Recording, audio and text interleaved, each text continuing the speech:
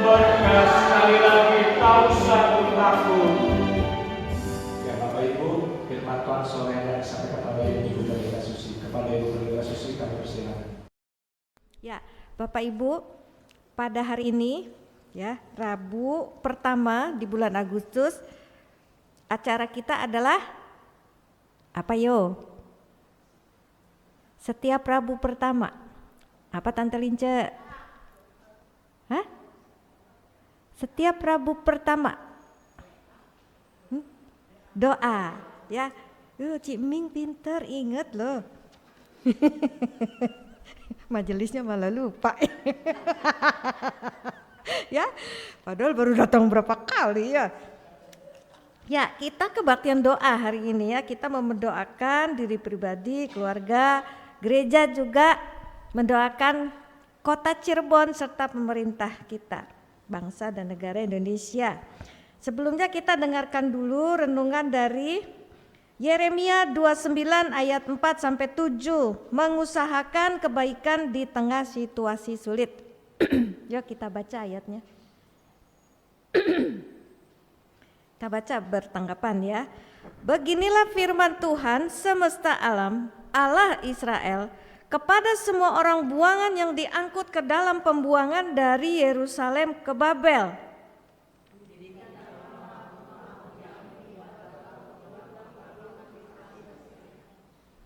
Ambillah istri untuk memperanakan anak laki-laki dan perempuan. Ambilkanlah istri bagi anakmu laki-laki, dan carikanlah suami bagi anakmu perempuan, supaya mereka melahirkan anak laki-laki dan perempuan, agar di sana kamu bertambah banyak dan jangan berkurang.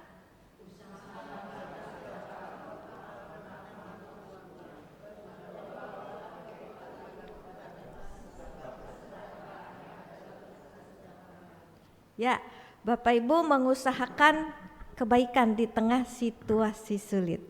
Ya, next. Ya. Satu kali saya baca sebuah quotes atau kutipan, ya. Bunyinya ada di depan. Coba Bapak Ibu baca semuanya. 1, 2, 3.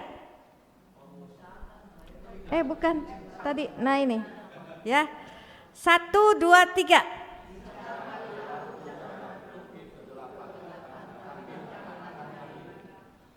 Kalau mati lampu, jangan kutuki kegelapan, tetapi nyalakanlah lilin. Ya, kalau mati lampu, beli usah marah-marah, ya, nggak usah marah-marah, nggak usah kesel.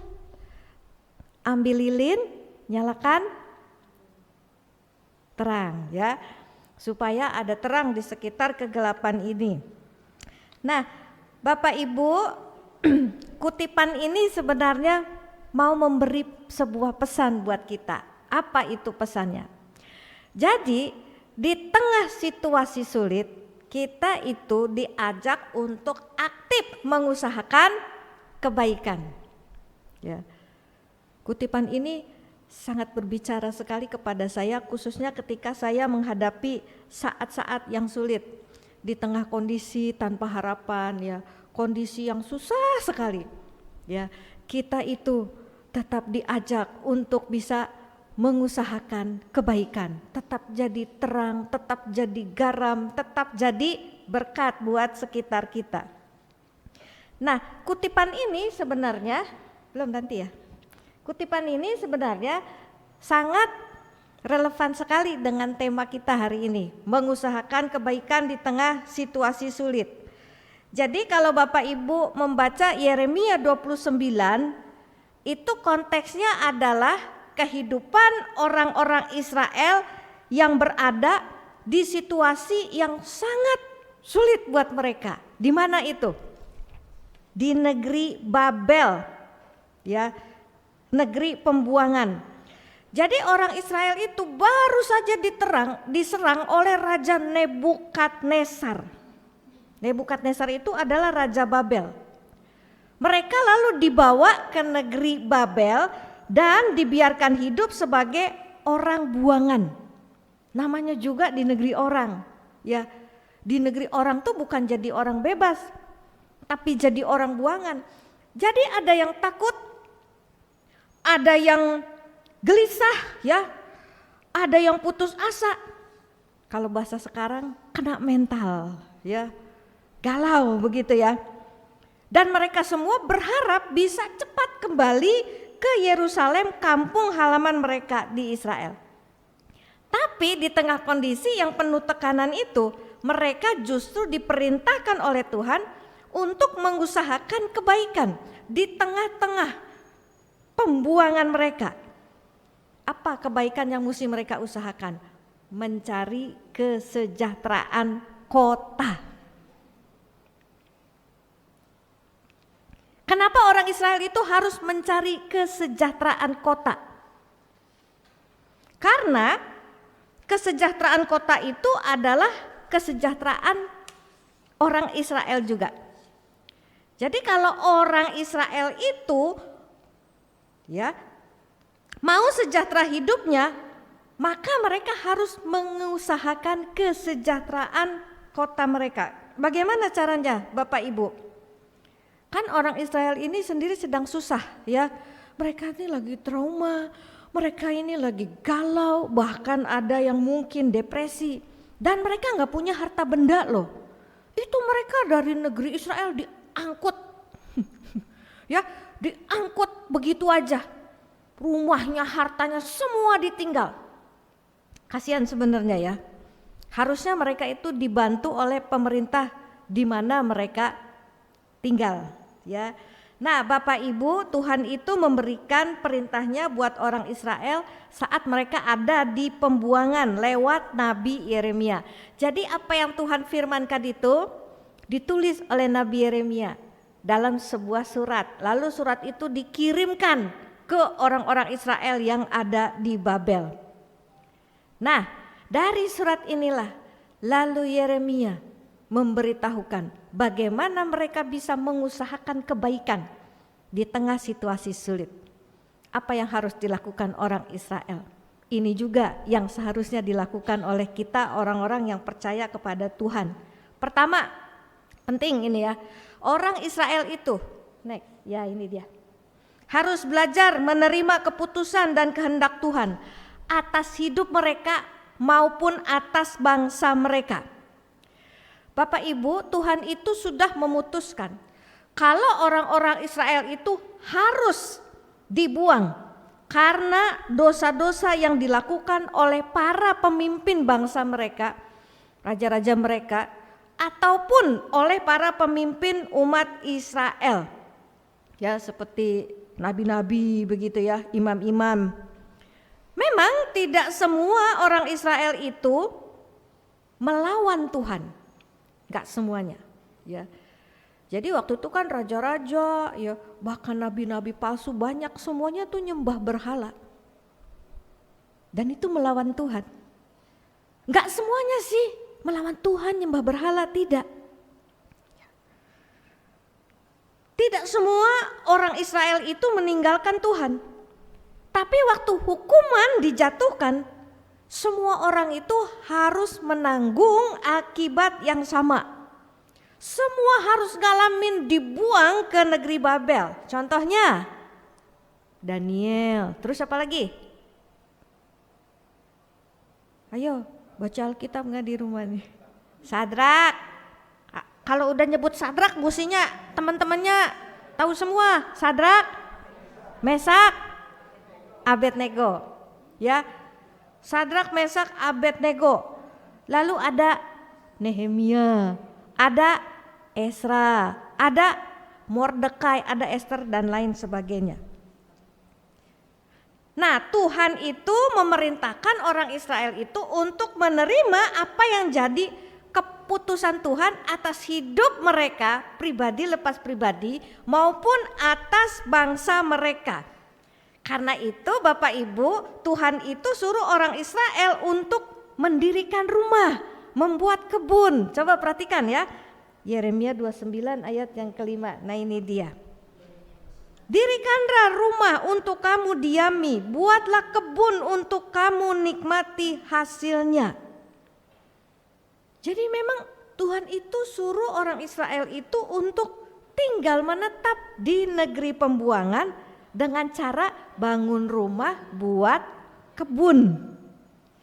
Kok disuruh bangun rumah buat kebun, bukannya dikasih firman nanti Tuhan akan membawa mereka kembali ke Yerusalem? Enggak gitu firmannya. Kamu tinggal di negeri pembuangan, bangun rumah, buat kebun. Kenapa begitu? Karena Tuhan sudah memutuskan bahwa orang Israel itu akan tinggal di pembuangan selama 70 hari, 70 minggu, 70 bulan, 70 apa? Tahun. Jadi enggak cuma 7 hari, 70 hari, 70 bulan, 70 tahun mereka harus tinggal di pembuangan. Dan orang Israel itu baru bisa mengusahakan kebaikan untuk kota di mana mereka tinggal kalau mereka terima kehendak Tuhan ini. Selama mereka berontak, kami enggak mau Tuhan tinggal di sini, kami mau pulang ke sana ke Israel. Selama mereka melawan Tuhan, mereka itu nggak akan pernah bisa menerima tinggal di Babel loh. Ya, banyak orang Israel yang tidak bisa menerima tinggal di Babel. Mereka melihat Babel itu najis. Jadi pikirannya udah tertutup. Kalau orang pikirannya udah tertutup, semua dilihat jelek, ya negatif, apa yang terjadi? Dia nggak akan peduli dengan sekitarnya. Dia mengisolasi diri. Ya, bagaimana mengusahakan kesejahteraan kota? Dia aja nggak mau kok bergaul dengan orang-orang di sekitarnya. Ya, setiap hari dia hanya memberontak dan marah kepada Tuhan. Padahal Tuhan itu suruh mereka terlibat aktif, berbuat kebaikan, berhenti mengutuki keadaan, mulai membangun masa depan keluarga mereka, juga masa depan kota di mana mereka tinggal. Nah, Bapak Ibu, panggilan untuk mengusahakan kebaikan jadi berkat di tengah situasi sulit itu juga jadi panggilan buat kita orang-orang yang percaya kepada Tuhan. Mengusahakan kebaikan itu harus dimulai dari keluarga kita lebih dulu, baru kita bisa membangun kebaikan, kesejahteraan buat kota kita. Setuju nggak Bapak Ibu? Setuju nggak? Ya. Kalau keluarga-keluarga yang ada di kota Cirebon ini, keluarganya berantakan semua, kotanya gimana bisa hidup damai, benar nggak? Ya, keluarga-keluarganya bercerai berantakan, hancur, pasti rakyatnya, masyarakatnya juga hidupnya hancur. Nah, banyak keluarga Kristen yang mengalami kesulitan demi kesulitan dalam menjalani hidupnya. Tidak semua loh ya dari antara kita lahir dari keluarga yang harmonis. Betul? Enggak semua kita orang tuanya sehat jasmani, emosi dan juga rohaninya. Ada yang harus hidup bertahun-tahun dengan keluarga yang toksik. Tidak semua lahir dari keluarga yang kaya raya. Ada yang lahir ya dan harus hidup dengan kondisi keluarga yang serba pas-pasan. Tidak semua juga kita itu lahir dari keluarga yang beruntung. Ada yang harus hidup dengan keluarga yang banyak dramanya. Ada aja tiap hari yang diributkan. Ya, kita kadang tidak tahan dengan kondisi keluarga kita. Tapi kita nggak bisa keluar dari sana. Apalagi kalau ada keluarga yang sakitnya menahun gitu ya. Parah, butuh biaya banyak dan tidak ada tanda-tanda kesembuhan. Nah, di tengah kondisi tanpa harapan dan penuh keputusasaan ini, Allah itu memanggil kita, terima kehendak rencana Tuhan yang indah atas hidup kita dan keluarga kita. Terima keluarga kita yang tidak sempurna. Ya, kenapa? Karena keluarga kita yang tidak sempurna itu, keluarga kita yang penuh drama, penuh masalah adalah sarana Tuhan untuk membentuk iman dan karakter kita. Supaya kita ini makin tangguh dan kita ini bisa aktif terus mengusahakan kebaikan buat sekitar kita. Kalau kita berontak, kita nggak terima keputusan Tuhan. Tuhan, apa salahku lahir di tengah keluarga berantakan seperti ini? Tuhan, kenapa Engkau biarkan aku lahir dari keluarga toksik seperti ini? Tuhan, kenapa ayah ibuku sakit bertahun-tahun dan menghabiskan banyak uang misalnya ya. Tuhan, mengapa dan mengapa? Aku tidak rela, aku tidak terima. Bapak Ibu, kita itu memang tidak bisa mengatur Tuhan. Kita tuh mau lahir dari orang tua seperti apa, betul ya? Kita kan begitu lahir langsung terima jadi, oh orang tua kita seperti ini, betul ya? Oh keluarga kita seperti ini. Tapi kalau kita itu seperti Yunus, tidak terima keputusan kehendak Tuhan atas hidup kita, nanti kita masuk ke perut ikan seperti Yunus yang gelap, gak ada harapan, gak ada kehidupan. Kita akan jadi orang yang mengatasi masalah dengan masalah. Kalau berontak terhadap keputusan Tuhan, kalah kita dari Pegadaian. Pegadaian itu mengatasi masalah tanpa masalah. Pegadaian aja pinter ya. Nah kalau kita mau seperti Pegadaian, mengatasi masalah tanpa masalah, jadilah orang yang menerima keputusan dan kehendak Tuhan. Terima keputusan kehendak Tuhan atas diri kita, atas keluarga kita, juga atas kota dan bangsa kita. Ketika kita menerima keputusan rencana Tuhan, maka kita bisa menjadi orang yang aktif, membangun, ya, jadi berkat bagi siapa saja, bahkan bagi lingkup yang lebih luas. Ya. Apa yang baik yang bisa kita kerjakan, kerjakan dengan sukacita. Begitu kita mengusahakan kesejahteraan keluarga, maka keluarga kita akan sejahtera.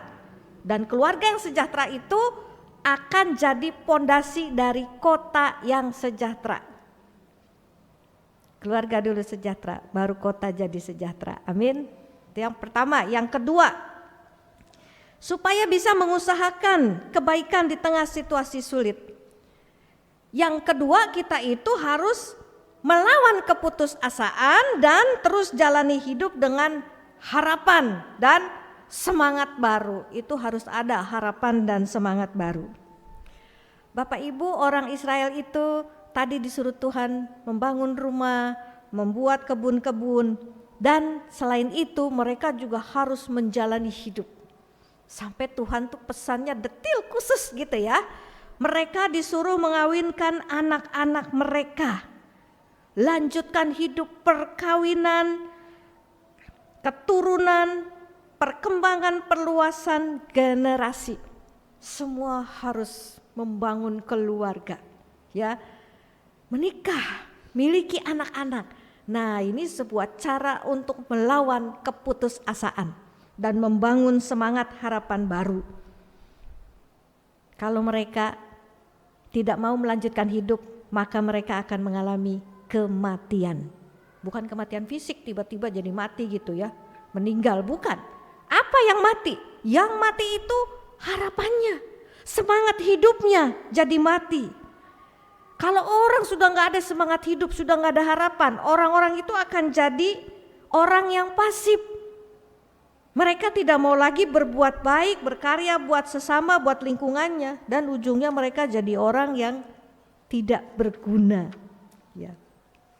Bapak Ibu, seringkali orang Kristen itu tidak bisa jadi berkat hidupnya, tidak, mereka itu pasif, ya, pemalas, masa bodoh, egois, gak peduli pada lingkungannya karena tidak punya lagi semangat hidup. Mereka biarkan dirinya itu dikungkung rasa putus asa, sehingga mereka tidak punya harapan lagi dalam hidupnya. Pikirannya selalu negatif dan overthinking begitu ya. Overthinking tahu nggak? Kebanyakan mikir tapi mikirnya tuh kelebihan. Satu kali di satu desa diadakan pesta rakyat. Coba next. Nah, pesta rakyat ya. Sebelum pesta dimulai, kepala desa itu mengumumkan kepada rakyatnya, kita akan mengadakan pesta rakyat. Setiap orang harus membawa secangkir anggur. Ya. Nanti anggur ini akan kita masukkan ke dalam tong yang besar katanya ya. Bawa secangkir kecil anggur. Nah, Bapak Ibu, setelah kepala desa menyampaikan pengumumannya, tibalah kemudian saatnya rakyat mengikuti pesta itu. Pesta dibuka dengan tari-tarian, ya ada berbagai macam pertunjukan dan komedi sampai siang hari. Orang-orang di sana itu sangat gembira sekali menyambut pesta rakyat itu. Tibalah saatnya rakyat itu minum anggur. Wah, kepala desa sudah antusias, dia gembira sekali, dia datang ke tong yang besar itu.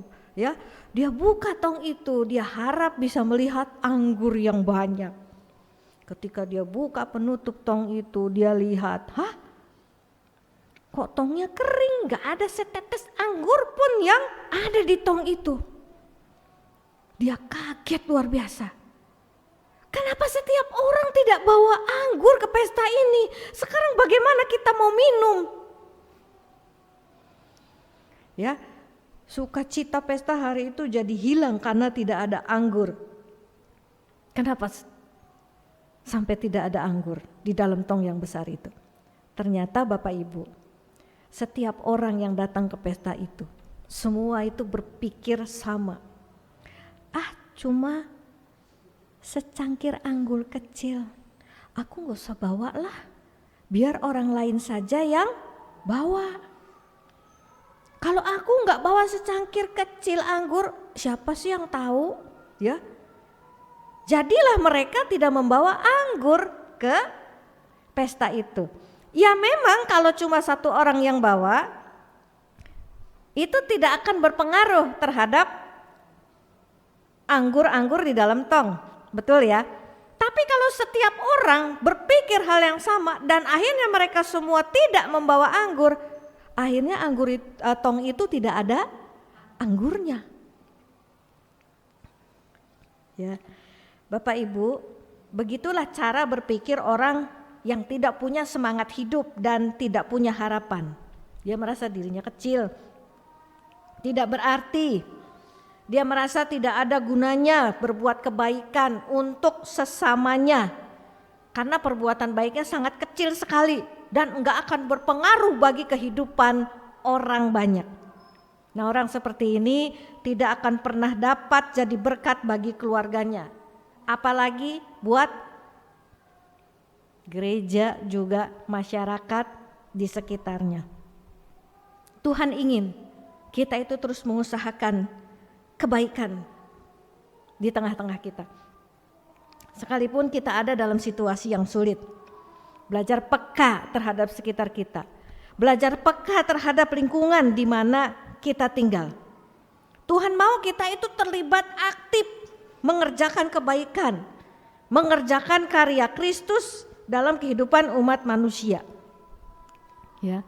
Kalau kita lihat Tuhan Yesus, waktu Tuhan Yesus datang itu ya Bapak Ibu, Tuhan tuh datang di tengah-tengah kondisi yang sangat berat loh. Ya, orang Israel lagi dijajah bangsa Romawi, pemimpin agamanya korup ya, cuma mikir diri sendiri.